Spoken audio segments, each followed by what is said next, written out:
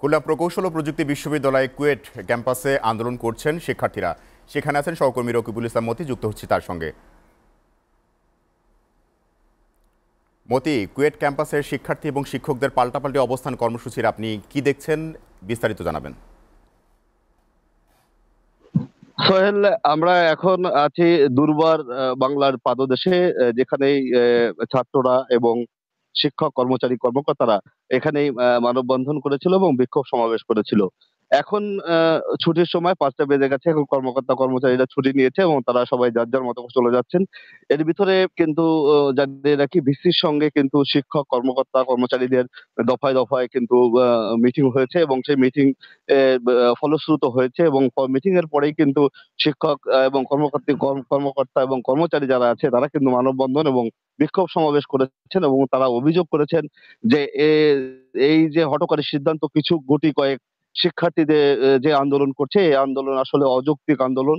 এই আন্দোলনের কোনো মানে হয় না বলে তারা অভিযোগ করেছে এবং বলছেন যে যে সিন্ডিকেটে সবাই যে সিদ্ধান্ত হয়েছে সেই সিদ্ধান্ত মেনে নিয়েই তাদেরকে যে সামনের যে দিনগুলো আছে সেইভাবে অবস্থান নিতে হবে এবং নির্দিষ্ট যে সময়টি আছে সেই সময় যখন ক্যাম্পাস খুলবে তখনই তাদের কিন্তু ওই যে মানে ক্যাম্পাসে তাদের অবস্থান করার কথা বলা হয়েছে। এদিকে ছাত্ররা কিন্তু এক অভিযোগ করেছে যে বিভিন্ন বিষয় নিয়ে তারা বলেছে যে তারা যেহেতু কাল ক্যাম্পাসে 6টি ক্যাম্পাস কিন্তু তারা হল খুলেছিল, সেই হলগুলো কিন্তু যে পানি বা বিদ্যুৎ যে বিষয়গুলো তারা অভিযোগ করেছে, আসলে সেরকম কোনো অভিযোগ আমরা সত্যতা এখন পর্যন্ত পাইনি।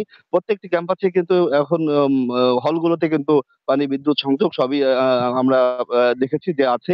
এ তারা যে বিষয়টি বলছে যে যেহেতু আম আ ভিসি মহোদয় তাদের তাদের স্বার্থের জন্য তাকে রাখা হয়েছে এবং সে নিজে তাদেরকে কোনো নিরাপত্তা দিতে পারেনি। তাই তার দাবি তাকে অপসারণ করে নতুন ভিসির এসে তাদের তদন্ত কমিটি করে তাদের বিচারের আওতায় আনার জন্য তারা কিন্তু এই বিষয়টি বারবার বলছে।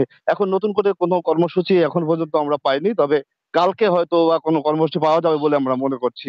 সোহেল, আমার কাছে খুলনা প্রকৌশলী প্রযুক্তি বিশ্ববিদ্যালয়ের সর্বশেষ এই খবর ছিল। জি মতি, আপনাকে ধন্যবাদ।